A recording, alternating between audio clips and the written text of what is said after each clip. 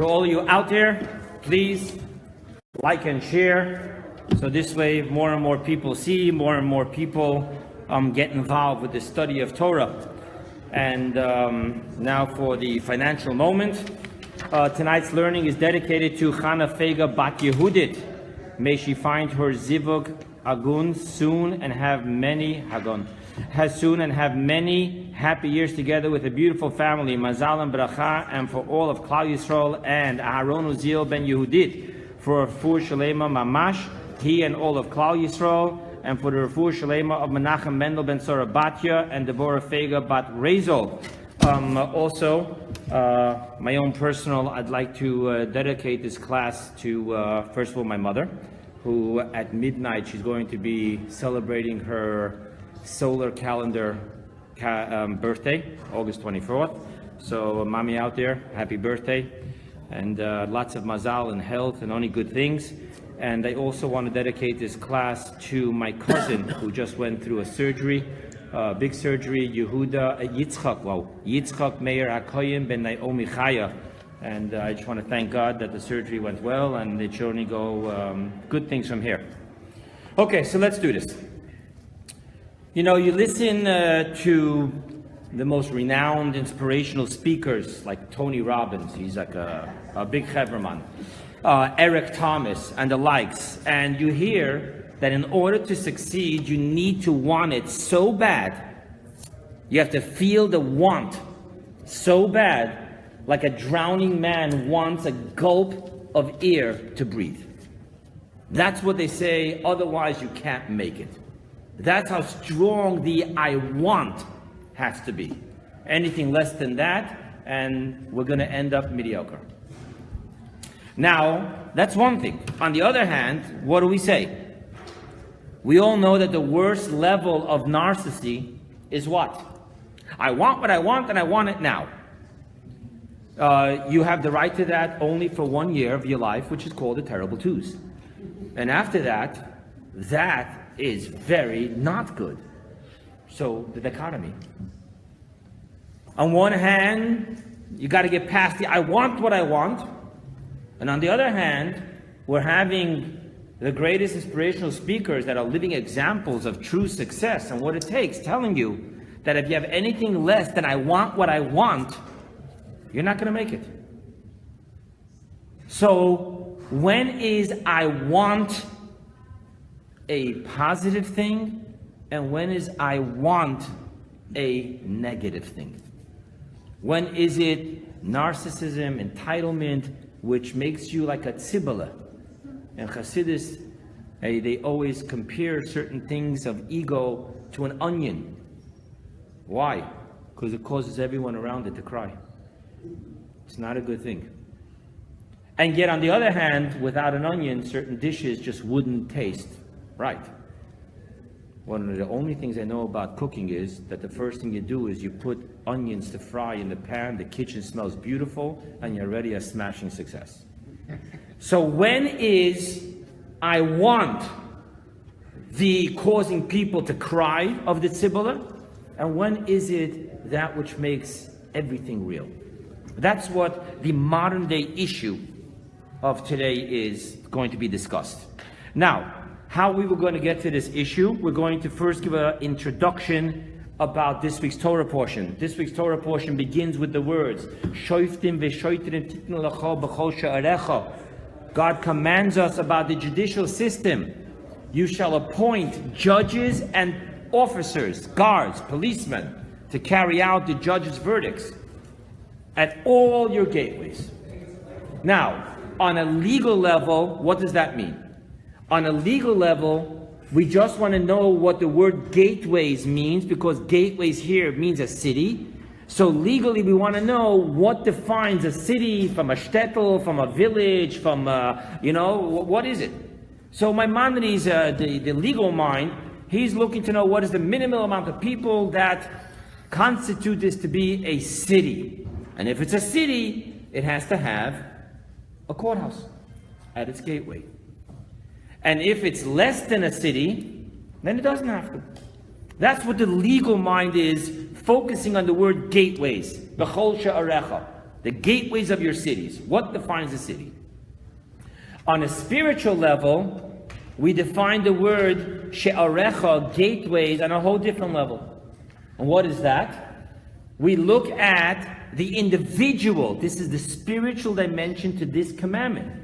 Now please, just always remember, and whenever we get spiritual and mystical, it doesn't take anything away from the actual law. If you're going to keep all the spiritual messages of the Torah, but you're not going to physically do the Torah, then you didn't do the mitzvah.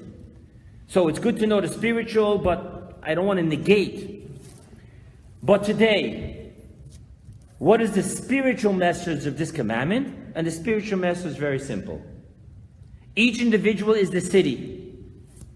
And we need to place judges and officers at the gateways to the city. What is the gateways to the city? Those are the portals to our five senses. And thus, our sages tell us that there are 7 gateways into the city. 2 eyes, 2 ears, 2 nostrils, and 1 mouth. And in truth be said, we don't only have to be careful of what goes in the gateways, we also have to be careful of what goes out of the gateways.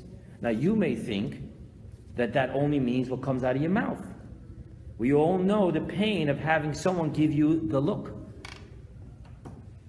That's a negative thing. And that poisons our own soul when we do that. Creates an arrogance, superiority, resentment, not good stuff. What's about when we give a krum mit noz? The 5th Luvabitcher Rebbe, Rabbi Avrohom Lipszyc, we're going to talk about him today. We're going to quote some of his stuff today. He said, you should know that a krum mit noz is also called gossip. What does that mean? Literally, translation, a krum mit noz means making your nose crooked. So you come over to me and tell me something. I was thinking about that boy as a possible shidduch for my daughter. What do you think about him? I don't say anything, I just go. I just killed someone with my nose. So we need to understand that the gateways, when we talk about how we have to protect, put judges, always measuring consciously, what am I giving out and what am I taking in? We mean all the gateways. And that's how we have to protect the city. That is the spiritual dimension of this verse. Comes along Chassidus and takes it to a whole new level. It says that you should know that when we say over here, in all your gateways, so the Zohar says that this is connected to a verse which we sing every single Friday night. In Proverbs, there's the famous Eshet Chayil, famous woman of valor. And what do we say? One of the verses to Gesund, one of the verses we say there is, Noida Bashorim Baila. Her husband is known in the gateways. So we're connecting these gateways with these gateways. Now, what does it mean her husband is known in the gateways? So from the Zohar's perspective, one of the dimensions of this poem, Woman of Valor, is referring to the Jews. So if the Woman of Valor is the Jews, who's the husband? God. The chuppah canopy was Mount Sinai. So now we say what? Her husband is known in the gateways. We're talking about God is known to the individual. Now, how is God known to the individual? Through their gateways. So the Zohar has this very simple question. How can the finite human mind ever know the infinite God? You can't fit infinite into finite. Thus, the Zohar now switches and it plays etymology with the word she'arecha, noida bashorim, in the gateways, sha'ar, gateways, and it says we need to read the word a little differently. Number 1, read it as the word hasha'ara. You see the similarity. Hasha'ara means estimation. That means that every human being knows God through the estimation powers of his or her individual intellectual capacities. What this means is that we can never know God. So what could we know? We can know that God exists. But what God is, who, what, whatever words you want to use, we can only estimate. That's one interpretation. Another answer the Zohar gives that use the word Noida Basha'arim, gateway. Sha'arim, use it from the etymology of Shi'ur. Shi'ur means measurement. Now, according to this interpretation, what is the words? Her husband is known in the Shi'urim. So the Zohar explains, you're right. We can never know the essence of God, because God is infinite, we are finite. However, when God manifests his infinite light into the 10 precise emanations, the 3 intellects, the 7 emotions, right? Wisdom, understanding, and knowledge. Thus, we can now know God. Because God has manifested himself into this transformer, which allows the infinite to express itself in a finite manner, and thus we can now know God. I shared this once before. I want to share it again quickly. For right now, please picture in your mind the 10 emanations is a colored stained glass with 10 colors. The infinite light is the colorless sunlight. When the sunlight shines through the stained glass, what happens? The sunlight that shines through the red piece of glass now is what color? Red. If you ever sit inside a house by a stained glass window on a sunny day, you'll literally see colored rays of light. Because the infinite light manifests itself in a finite description, and thus the finite mind can grasp it. So when we talk about knowing the essence of God, we can only know that it exists. But when we talk about knowing the 10 emanations, the system through which God interrelates with his finite beings, we can actually know what God is. Okay? The bigger question is, how could we know what God is? Even if we talk about the 10 emanations. The 10 emanations is not what you buy in your local, Walmart in the puzzle section. So that we're talking about big stuff here. So how do we know? So we're taught the following. We're taught that you can know God by a verse in Job. What does the verse in Job say? Mipsara echsai elakai. From my flesh, I can see God. How can you see God from your flesh? So we're going to have to kick into a verse in Genesis. What did God tell the angels when he wanted to make man? Let us make man in our image and likeness. What does image and likeness mean? Faith 101 knows that God has no image and no likeness. So obviously we're not talking about the essence of God. We're talking about the 10 emanations. And because God created us in the image and likeness of God, just like there's 10 emanations to the infinite light structure, so too there's 10 faculties to the human soul, the human psyche. The 3 intellects, we actually have the 3 parts of our brain, and we have 7 emotions. So by studying the infrastructure of my soul, I will get to see God, the way God manifests himself in the 10 emanations. Thus, we now understand what this means. Her husband is known in the gateways. The human soul is an absolute reflection of the 10 emanations, including, as we'll soon see, the supernal crown. And that's why in Chassidus, you will constantly find explanations focusing on this notion of how it works in the soul. Chapter 3 of Tanya, he talks about the 10 faculties. He introduces this concept, and he right away talks about how intellects are called appearance, father, wisdom, mother, understanding, consummation, knowledge.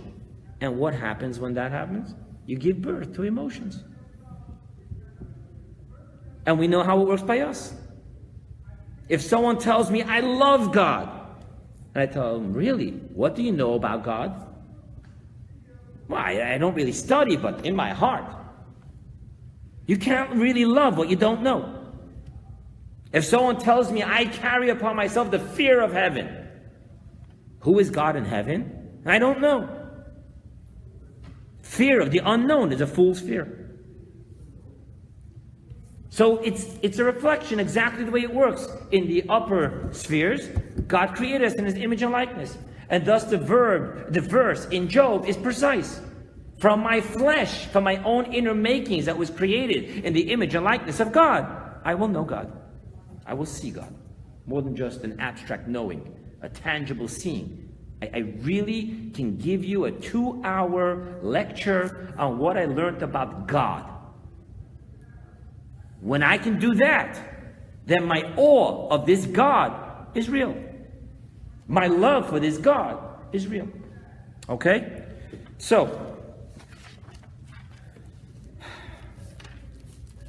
this leads us to a couple of stuff here.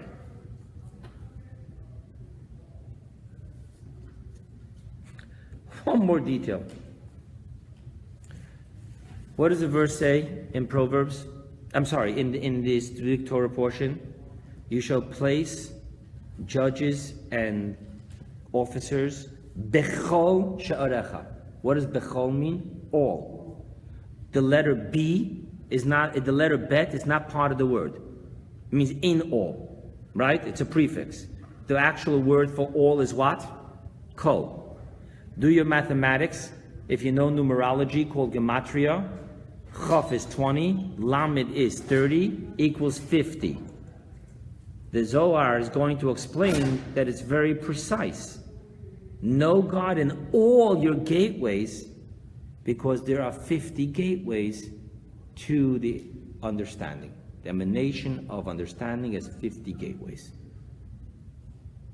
So, from the perspective of Hasidus and the perspective of the spiritual inner dimension, not when we're talking about putting gateways by your eyes and your ears, but when we're talking about that place judges and officers at all your gateways has to work with, her husband is known in her gateways, we now understand what we're talking about. Very precisely, the human intellect of understanding is made up of 50 gateways. And thus we have to manifest this entire knowing in all our gateways. Okay? Now, we're going to have to go through some Hasidic concepts, mystical concepts, in order to get to where we need to get to. So I'm going to give you, like I always do, a list. Okay? And at this moment, I once again mention to all of you, or everyone out there listening, just post your email. And my notes are not like little bullets. They're full-blown notes, and everything is here, so you can review it, and then you have the SoundCloud, you're going to have the live feed, so you can really study it. But I noticed that when people take my notes and they really go through it, it gets clearer. So let's go through the list of the mystical concepts. Number 1, 50 gateways of understanding. What is it? 50, not 49, not 51. Gateways. Why gateways? Why not levels? Then the next thing, 32 pathways of wisdom. So the intellect of understanding has 50 gateways. The intellect of wisdom in Kabbalah has not 50 but 32, not gateways but pathways. Why? What is this all about? And then the last thing that we're going to discuss today from the mystical concepts point of view is 2 levels of the power of will. Higher will and lower will. Okay? Now let's go into this. I do want to share with you Working on a discourse of the Rebbe. This is a discourse that the Rebbe delivered in 1956. Sometimes you work on a discourse of the Rebbe, and it's beautiful. But the experience I had after I went through this, the title of this lecture is "I Want What I Want: Opening All the Gateways to Your Soul." By the time we wrap this up, you remember, in Chabad, you don't float out of mystical classes. You walk out of mystical classes, but you walk with a bounce. This is an amazing Bible. So let the amazement of Hasidus begin. What are the 50 gateways of understanding? So, number one, I want you to know that of the 50 gateways of understanding, 49 are achievable by man. The 50th has to be given as a gift from God. Thus we find in the book of Exodus, after the whole story of the golden calf, where Moses prays and brings about God's compassion, what does Moses say to God? Hareini na kvodecha. Show me your glory. What does God answer him? I'll do this, and I'll do this, and I'll do this, but I cannot show you my face, for no one can see my face and remain alive. That face is the 50th gateway of understanding. That is why in Kabbalah we have a very interesting insight that the only time Moses received this gift of the 50th gateway was in the last day of his life. And thus we're taught in the Torah, where was Moses buried? In Mount Nevo. Nevo in Zohar is broken into two. Nun, Bina. Nun is the numerical value of 50. Bina is understanding. That's when God gave him this gift. So we now understand that. Now let's understand a couple of things here. Number one, what is the source of these 50 gateways? Where does it say anything about these 50 gateways? How does Zohar decide there's 50? So you should know two things. One of the sources is in the book of Job. God asks Job 50 questions. This tells the Zohar that there's 50 levels of understanding. Number two, in the world of Kabbalah, understanding gives freedom, redemption, liberation. The Exodus of Egypt is mentioned 50 times in the Torah, in the 5 books of Moses. Thus we know we're talking about 50 gateways of Bina, understanding. Okay? Now let's focus on the numbers, and let's focus on the gateways versus levels, pathways, or anything else. So the number 50 begins as follows. The concept of emotions are 7, and in the world of orderliness, each emotion is a compilation of all the emotions. Let's not get carried away. Let's keep it simple. Let's just talk about the emanation of kindness. When a parent punishes a child, that is an act of strictness. But really, what is it? It's a kindness. Make a mensch out of him. So you see that there's strictness of kindness. When my kid drives me insane, Tati, can I have your phone? Can I have your phone? Tati, can I have your phone? And I just know I shouldn't, because this kid is ODing on the digital world. But, oh my God, okay, take the phone. What was that? A kindness. It was an act of kindness. I'm saying yes to him. But what was it really? Strictness. So you see how each attribute, each emotion is not just that. It's 7 times 7. Now, what is the greatest human experience of life? If any of you have ever studied salesmanship, no one acts upon knowledge alone. There's a reason why the lovely real estate agent tells you, but there's already 2 offers on this property. What is she doing? She's kicking in the emotion of fear. When she walks you around the house and starts asking you these wondrous questions of, so how would you set up this room? What's she doing? She's creating an emotional connection. So the human power of experiencing life is primarily in emotions. Thus the journey of life is what? Tikkun midot. Clean up, refine, and elevate, transform your emotions. So the experience of life is what? Working the 49 steps. Thus I shared with you that the 49 steps is what? Achievable by mankind. How is it achievable by mankind? Through the process of tikkun hamidot. Make a mensch out of yourself. Let's not get Kabbalistic. Well, what does that mean? What it means is very simple. Our biggest fear is to have our ego publicly smashed. Not many of us are all that afraid of the days of awe. I'm very afraid if my child doesn't become a doctor. How afraid am I if he doesn't know exactly how to run a Passover Seder? That's the emotion of fear in corruption. Love, we don't have to travel far. What happens when love is taken out of control? When I love the wrong things. So when the ego is kicking in, the animalistic soul is all about pleasure, passion, because it feels good. When my emotions are all the embodiment of what makes me feel good, oy vey. Tikkun hamidot means that I should start refining that. I should care about you a little more and about myself a little less. Let me turn the capital I into a small I and turn the Y-O-U into capital Y-O-U. That's simply what Tikkun hamidot means. And as we refine them, what happens?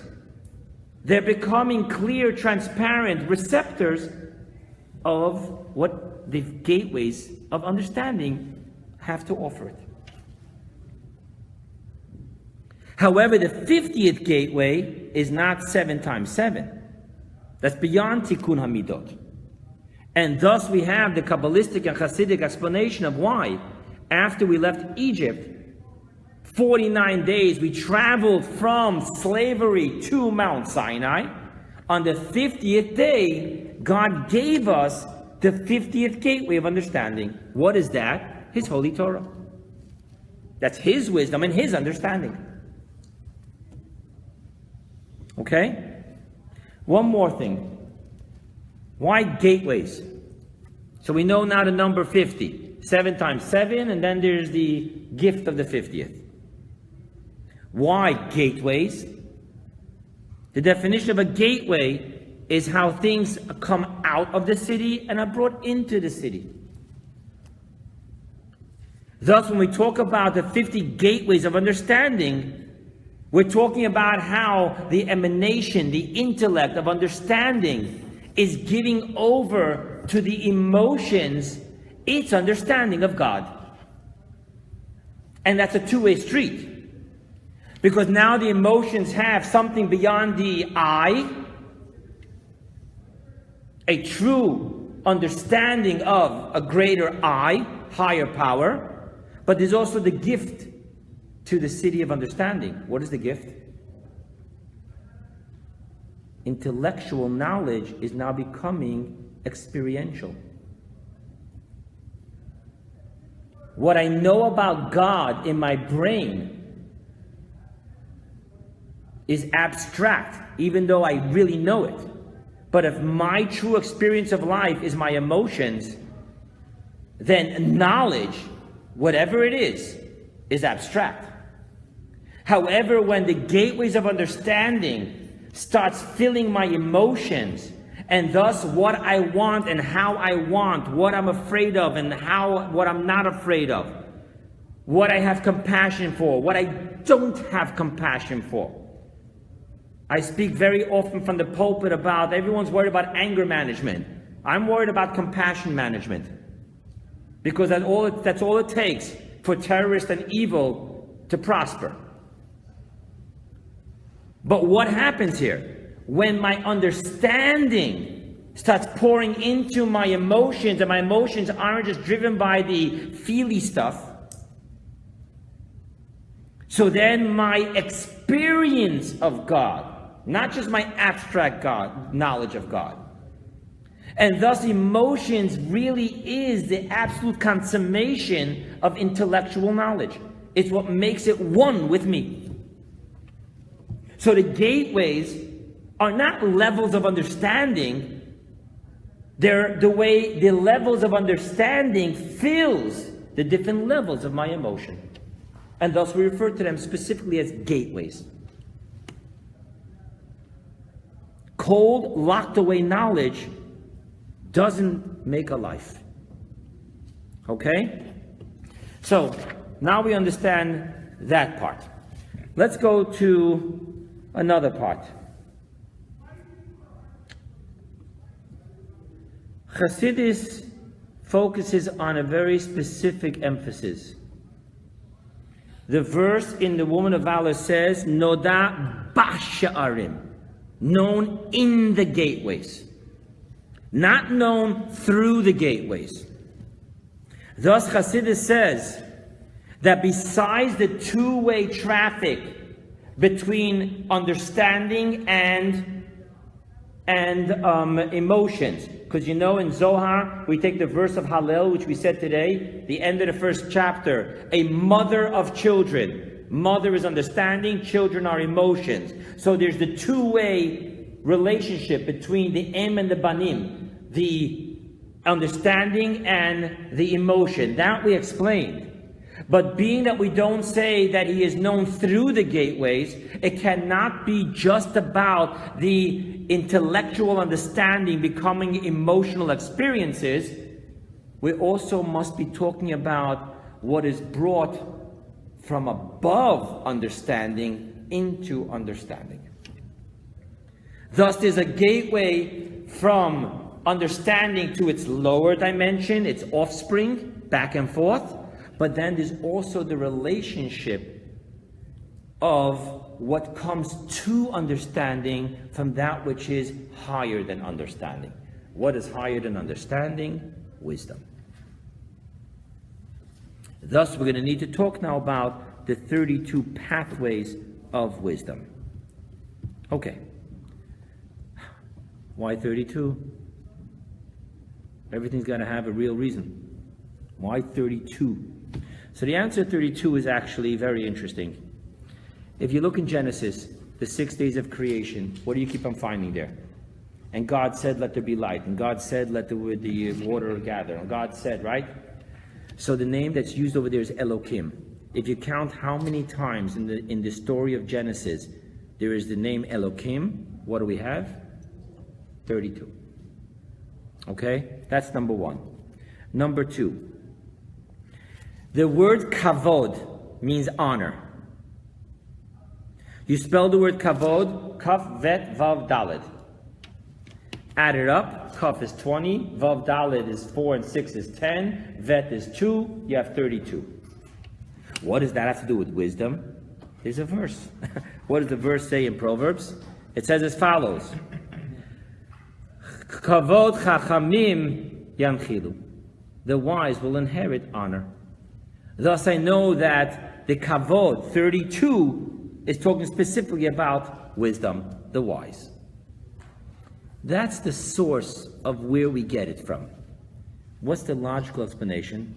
I gave you a logical explanation to 50, right? Being that understanding is the mother of the children emotions. Emotions is 7 times 7. Above that is the 50th.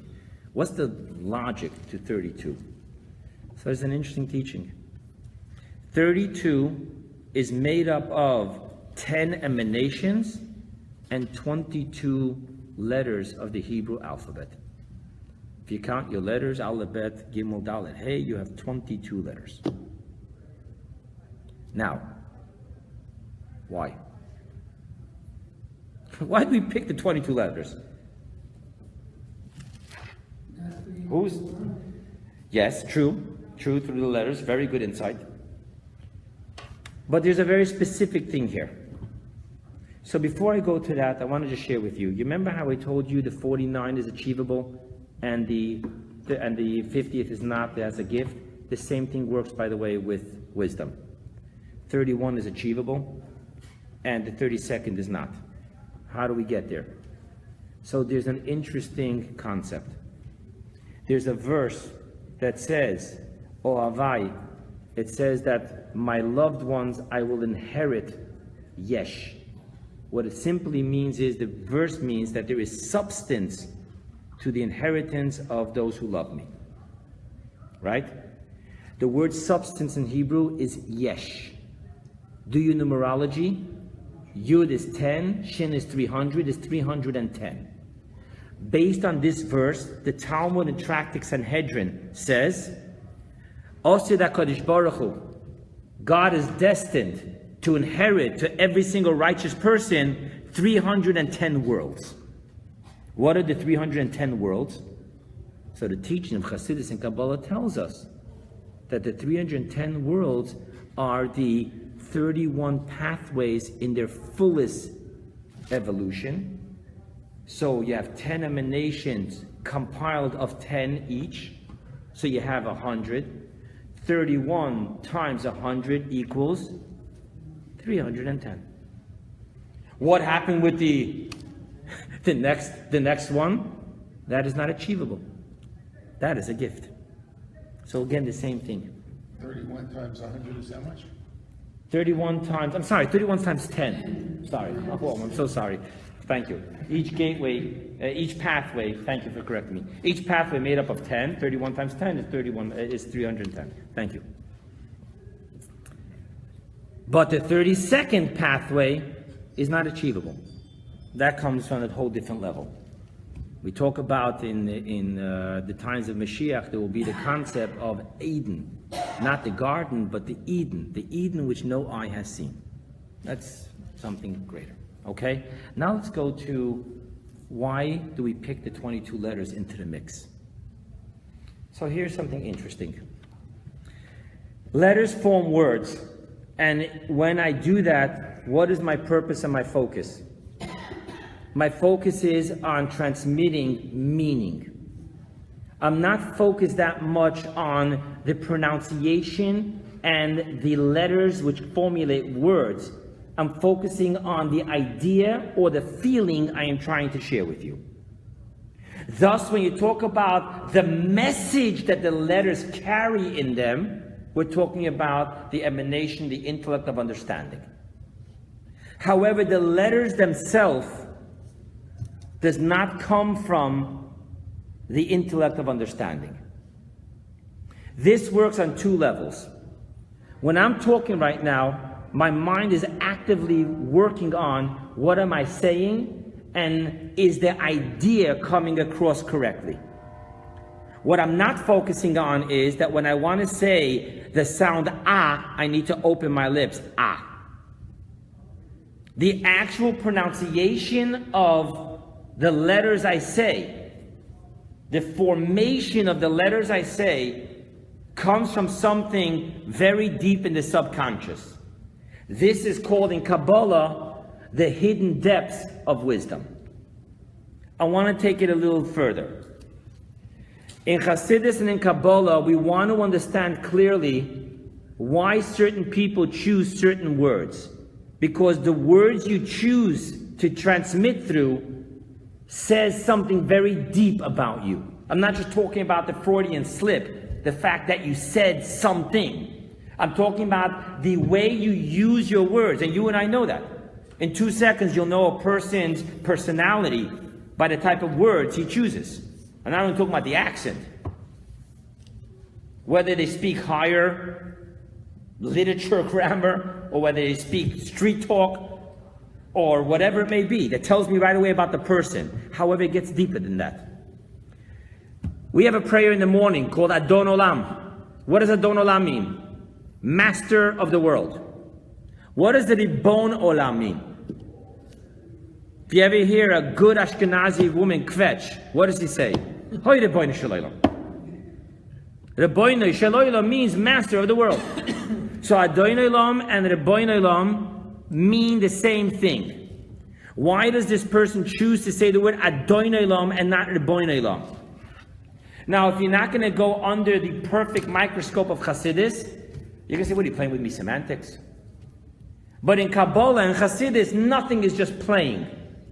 There's got to be a real reason. And the fact that you don't consciously know the reason emphasizes that it doesn't come from the lower conscious mind, it actually comes from the higher subconscious mind. And thus the choice of which letters we use to express ourselves does not come from the lower intellect of understanding. It comes from the higher intellect, the subconscious of wisdom. And thus, when we want to formulate how many pathways there are to wisdom, we take the 10 emanations through which everything is expressed, and what comes specifically from the intellect of wisdom and not from the intellect of the understanding is not the meaning, the idea, but the choice of letters. Thus we do the 10 plus the 22 equals 32. That is the logical reason of why when it comes to wisdom, we talk about 32 pathways, while when it comes to understanding, we speak about 50. Okay? Now the question obviously is what? Why pathways? Why not gateways? When I looked up the reason why, it's unbelievable. You know, when you go somewhere, if you ask the real natives, they're the ones that know all the secret pathways. The general public knows the gateways. In Kabbalah, this means that the gateways of understanding is available to the general public. However, the pathways is actually reserved for a select few who have reached that level. Now I want to stop here for a moment, because this sounds awesomely mystical. That's not what we do here. We take mystical concepts and we make it practical. So what does it mean practically? Wisdom, understanding, subconscious, conscious, pathway of the select few, gateways of the general public. There was a great author and researcher by the name of Malcolm Gladwell. He wrote some great books. One of his famous books that you might have heard of was called The Tipping Point. He has David and Goliath. He has Outlaws. But he has a very interesting book called Blink. Now in that book, Blink, he discusses this exact concept, but not in Kabbalah terms. He talks about a story how a certain museum in England spent millions of dollars on what was supposed to be an ancient statue from Egypt. Now, obviously, before you dish out millions of dollars, you take it for dating, testing, carbon dating. You take it for, you tested the material. Does it make sense that this was what was used in those days, in this type of forms? Is that way they made statues, yada, yada, yada. It passed all the tests, and they bought it. Before they opened it up to the general public, he says they opened it up to the select few who were they're the renowned people who know about ancient statues. One by one, they all said this isn't real. Malcolm Gladwell interviews one of the women and says, how did you know it wasn't real? I mean, this went through professional machinery testing. She said something so interesting. I don't know, but at my first look, my stomach turned. I knew this wasn't real. It wasn't a conscious understanding. It came from somewhere far deeper than that, which can only be earned by a lifetime of focused dedication.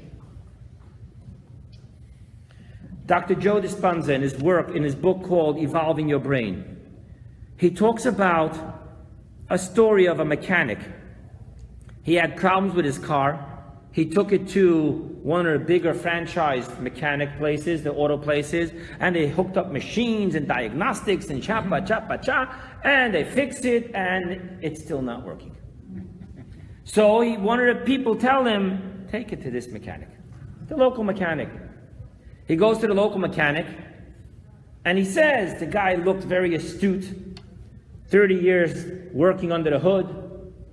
And he said, I start talking to him and everything. The minute I start talking to him about the symptoms of the car, he gets a blank look in his face. He's far away. Finally, the guy tells him, turn on your engine. He turns on the engine, and of course, Dr. Dispenza comes out. You hear that sound? Blank look. He's far away. All of a sudden, he comes back, does what he does, and it's fixed. What was happening in that faraway look? There's a reason why our sages say, En chacham ki bala nisayon. There is no wise chacham, chachma, wisdom. There is no wise person like the person of experience. When you look at legends in the field of art, in the field of music, in any field, what you're witnessing is the blink. What can you pick up in a blink? Understanding you don't pick up in a blink. Wisdom is in a blink.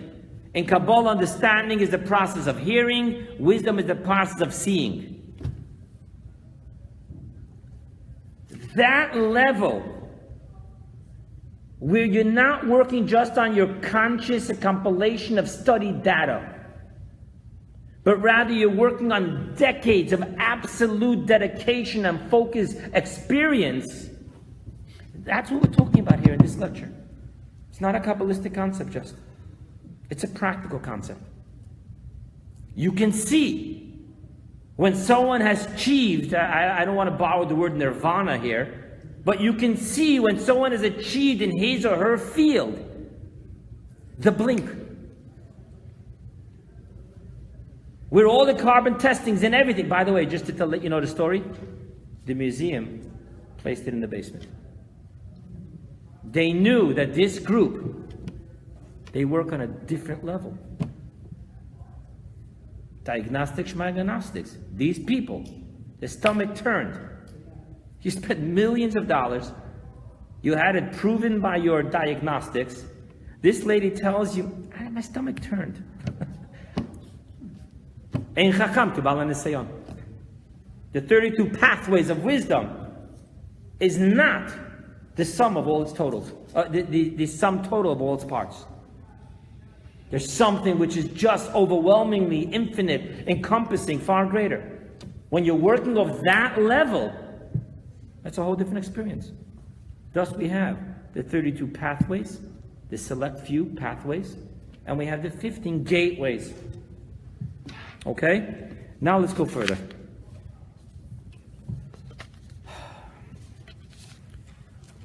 A pathway serves the same thing like a gateway to get to and from. So again, we're not just talking about wisdom in itself, we're talking about what wisdom gives to the lower intellect, understanding.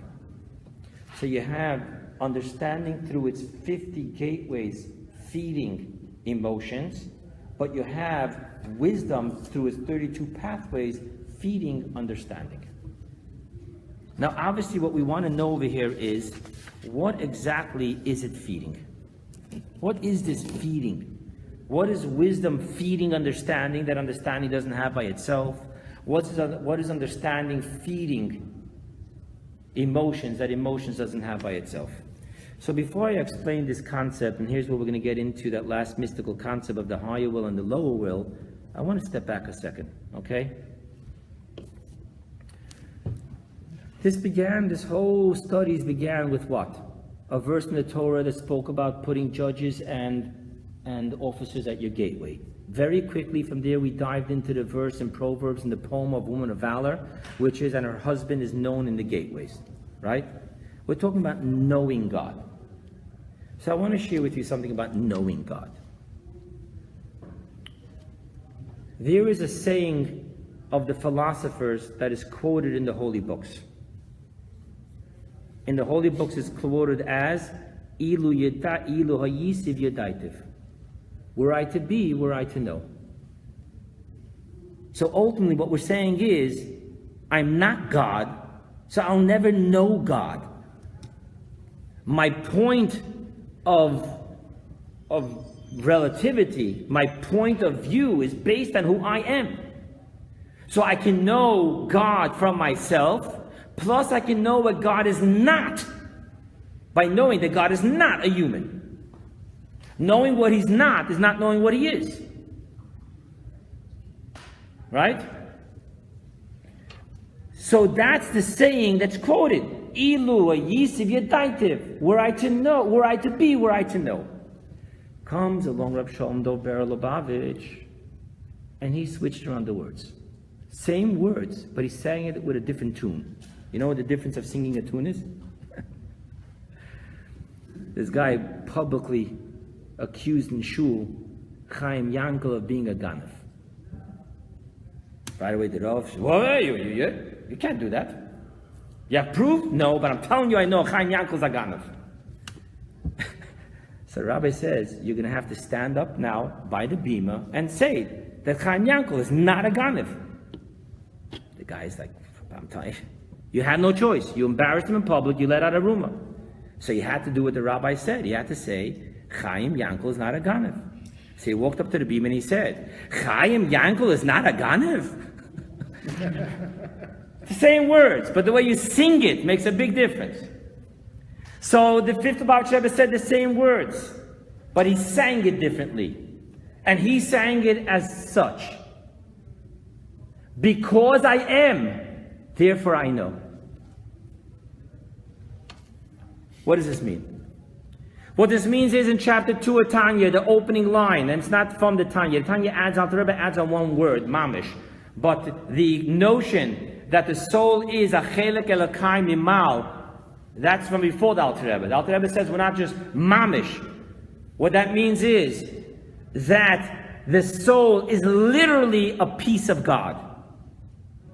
Thus, if the soul is a piece of God, what the fifth Lubavitcher Rebbe is saying is true. For I am, therefore I know. However, to be able to know God, I need to know I am.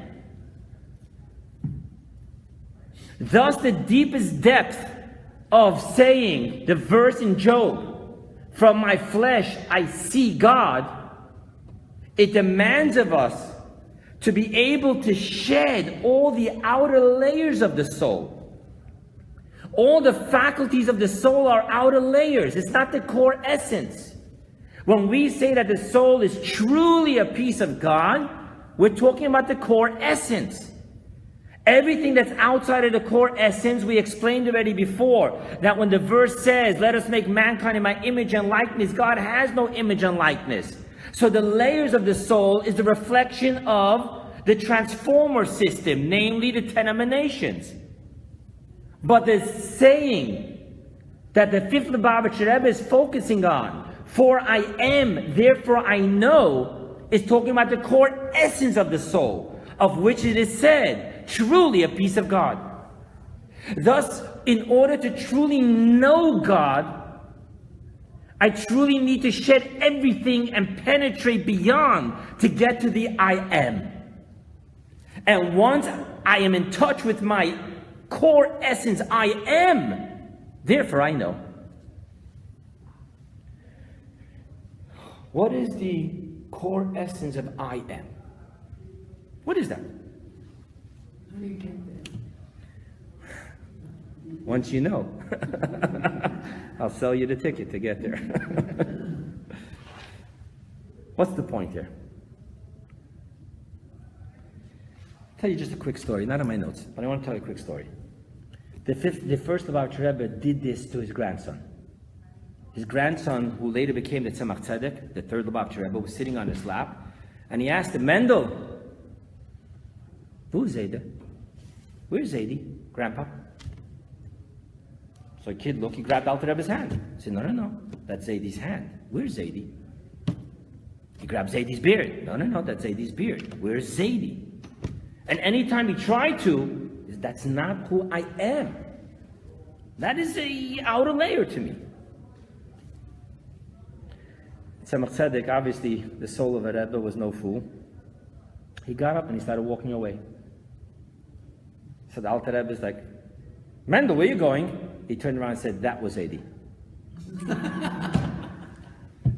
It's not easy. I am. We'd put psychiatrists out of business if I right now publicly posted on Facebook the I am.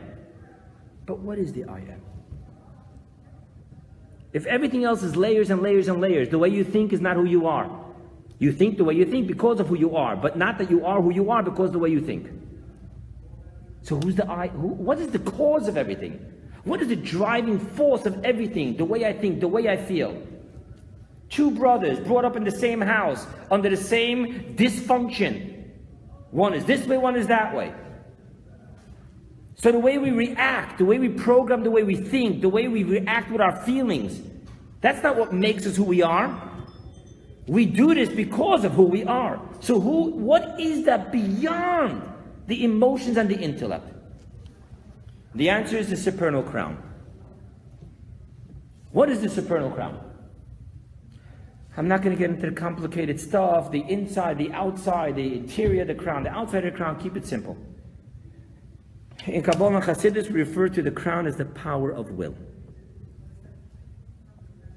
The power of will is what drives. If you want to justify this, you're going to justify this. Right? So what I want is what dictates how I think. Right? My uncle, should live and be well, he told me that he once told his grandmother that his mother, my grandmother, she was talking about a certain person being a miser. And he said, really? And what's about your son-in-law? He's not a miser. He's frugal. So my uncle said, now I know the difference. My grandma said, what's the difference between a frugal and a miser? If he's your son-in-law or not. What I want is how I'm going to think. That's just the way it works. To the point where I don't even realize I'm doing it.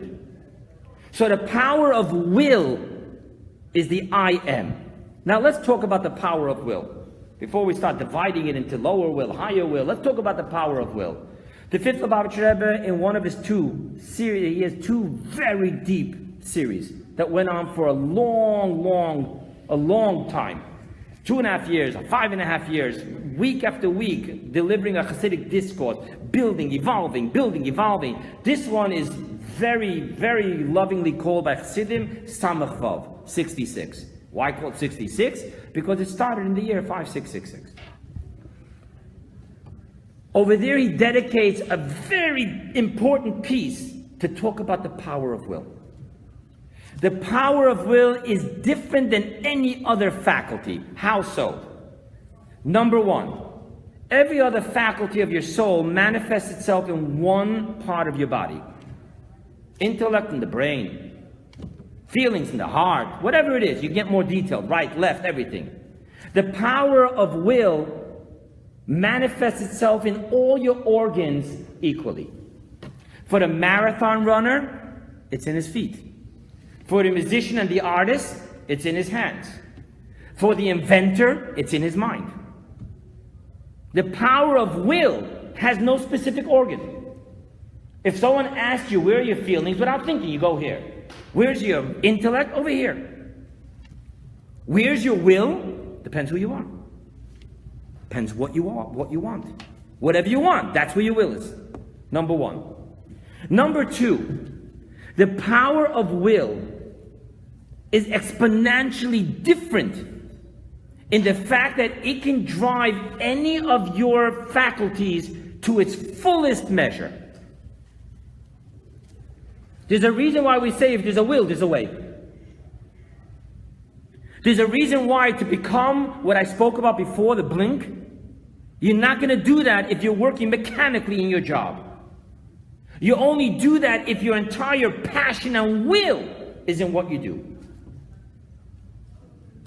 If you don't like art, but that's the only position they had in teaching, and that's what you're teaching, and you're one step ahead of your students, or maybe you're 100 steps ahead of your students. History, I hated history. I hated remembering names and dates. Leave me alone. I like stories. The name and dates. But I had a teacher who felt about history. I can't explain it to you. I had another teacher, Mr. Walker, in LA. He introduced me to Shakespeare. I never understood Shakespeare, but I knew one thing. He was so passionate about it, he got through to me. Where you reach when it's will driving. Thus you know that at Triathlon, at the last mile, when his body, his feelings, and his brain is screeching, I cannot go on, the power of will pushes him forward past the finish line. Why? What is the power of will? What is the specialty of this faculty? Rabbi Avrohom Lipszyc explains that every faculty of the soul is a ray, a finite ray of the soul. Wisdom is what it is. Understanding is what it is. Feeling is what it is. It has its capacity. The faculty of will, you know what it does? The words used in Kabbalah is Netiyas HaNefesh. It is the inclination of the essence of the soul. It's not an offshoot ray of the soul. It drives the soul into it. Thus, when someone wants, you're experiencing his whole being wants. It's not like just figuring out something, while you're doing something and your daughter has homework and asks you that, and you're just thinking, this guy's smarter, this guy's stupider, this guy's more compassionate, this guy's less compassionate. When it comes to wanting, the reason why when there's a will, there's a way. The reason why will, the power of will take any person in their specific field and talent, their specific organ, into complete overdrive, to unacceptable measures, is because will brings the essence of your soul into the picture. When you're working on the energy of the essence of your soul and not some faculty ray of the soul's greatness, we're in a whole different world. Thus you understand, in great measure, Chassidus and Kabbalah defines the I am as your power of will. That's where you're drawing your essence into something and not just your capacities into something. Let's say that again. The power of will is when you draw your essence into something and not just your capacities into something. Okay? Now that we know this, what is the I am, the power of will, I want to go back to discussing with you what the 32 pathways of wisdom brings to understanding and what the 50 gateways of understanding brings to emotions. They're both will, but there's higher will and there's lower will. What is the difference between lower will and higher will? The definition of lower will is that there's a reason to why I want. There's a reason why. If there's a reason, emotionally, intellectually, if there's a reason to why I want, then just as I will evolve intellectually, my will evolve. What I wanted then, I don't want now, because I understand things differently. I wanted chocolate cream, strawberry frosting, and then a shortcake. And then I started learning about diabetes. And all of a sudden, I don't want it so much. When we say little kids, little children, little toys, big children, big toys, as the mind changes, evolves, and the heart changes, any will which is the product of reason, as the reason changes, the will changes. Thus, this is lower will. Thus, this will is not unbreakable. However, there's another will, which has no rhyme or reason. I want what I want because I am what I am. There's no reason to it. I was looking for an example. Now, this example that I'm going to share with you is only going to work according to the opinion of the Talmud that says that fish is water. Fish and water are one. For the verse says, and the waters gave forth living creatures. Therefore, if you're holding onto a fish, when you go to the mikveh, it's as if the water's touching your hand and it's okay. I believe it's Rabbi Eliezer. Focusing on that opinion, I want to give you an example. The fish wants to be in the water. Why? It is what it is. Now, let's explain the fish. You know how limited you are in the water? You have no idea what it means to lay on the beach in the sun. And we teach the fish. You gonna change anything? It's gonna want the water any less? Why? Goes to school. Because it goes to school, yeah. The reason is, very simply, the fish wants the water for no rhyme or reason. In this instant, in this case, the fish wants the water. I want what I want because I am what I am. And thus, there's nothing else but I want. Now we're talking about a want that stems from the essence of who I am. Not from any logical reason, emotional reason, passionate reasons. So it is a higher will and there's a lower will. Now, understanding feeds emotions, the lower will. An emotion, by the way, what is an emotion? An emotion is a power of will. I feel what I feel due to what I want. What I want, I love. What I don't want, I don't love. I mean, it's hand in hand. Emotions. But emotions is the embodiment of lower will. Understanding is the mother which gives birth and nurtures emotions. Thus, the will of emotions is the outcome of understanding, paradigms. And thus, it's the lower will, breakable. Now let's talk back about that blink. Talking about that power of wisdom, the hidden depths of wisdom. That's where the higher will expresses itself. Thus, the 32 pathways of the higher will brings understanding what understanding itself cannot have. Beyond rhyme and reason. I want what I want because I am what I am. So now we know what travels through the pathways and what travels through the gateways. Now we understand the full depths of what we're saying when we say, and her husband is known in the gateways. When is her husband known in the gateways? Her husband is known in the gateways when we're talking about that which comes from the core essence of your soul, the I am, which is truly a piece of God. When that flows from wisdom into understanding and from understanding into emotions, then experientially, there is the fulfillment of her husband is known in the gateways. Let's go back to the title of this class. I want what I want. Do you know what that really means? Now, from a perspective of Hasidus and Kabbalah, that sentence is so beautiful. I want, lower will. What I want, higher will.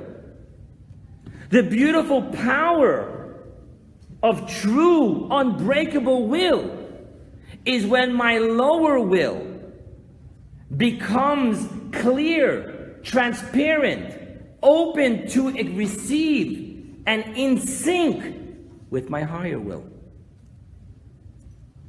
Let's play it out completely. So when my emotions are feelings, there's feelings, experiential feelings. I want. What do you want? I don't want what I understand. I don't want what I desire. I want what's coming through the 32 pathways of wisdom. I want the way a fish wants water. I want when the higher will pours into the lower will, and that becomes the experience of my emotions. That is the fulfillment of her husband is known in the gateways. In totality. Let's wrap it up.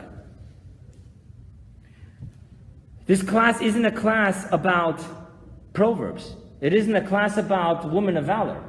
We started off by saying that what? The verse says you shall place judges and officers at your gateways.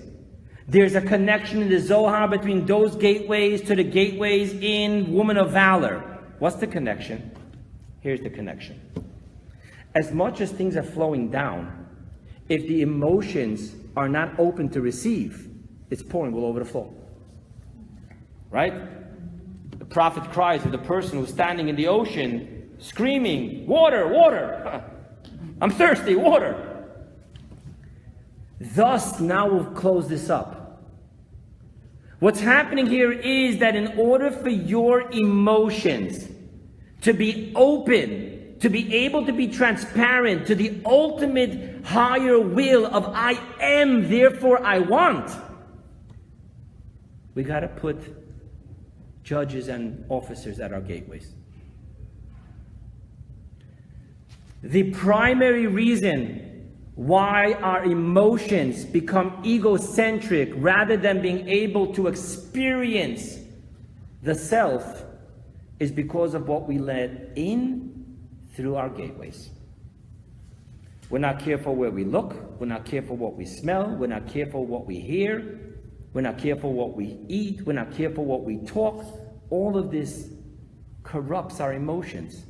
Once you corrupt the emotions, what comes through the 32 pathways into the 15 gateways will not go into the emotions. You won't experience it.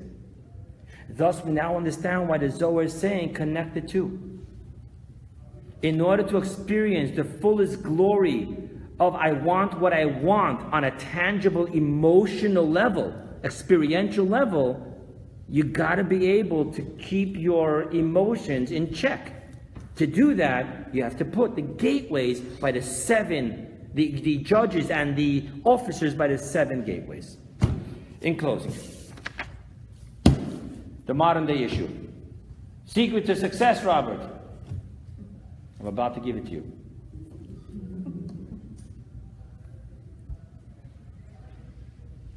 When Tony Robbins is talking about you got to want it, you got to feel it. When Eric Thomas is talking about his whole story about the guru holding the guy's head underwater when he wanted to know what success is, he says, what are you doing? He says, you know the way you want it here? When you want success like that, that's you'll have it. What are they talking about? They're not talking about external lower will. When I was growing up, when I was 10 years old, I wanted to be a fireman. When I was 11 years old, I wanted to be a policeman. When I was 12 years old, I wanted to be a rabbi. When I was 13 years old, I wanted to be a rich rabbi. When I was 14 years old, I wanted to be a famous rabbi. That's not will. That's the lower will. What they're talking about is to want it the way a drowning man wants a gulp of fresh air to breathe. That's the fish wanting water. I want what I want because I am what I am. Let's talk practical. Close it up with two more sentences.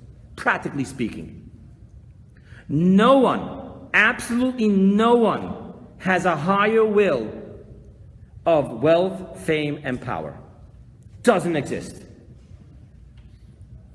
The higher will always be to be a conduit, a testimony of God's love, God's power, and God's way of life through your specific talents. I'm not even talking religion now. The artist who wants art because he or she is bringing God's beauty to the world. Now we're talking about I want what I want because I am what I am. The healer who really, he's that doctor, not because his mother promised him that you'll be able to retire a millionaire.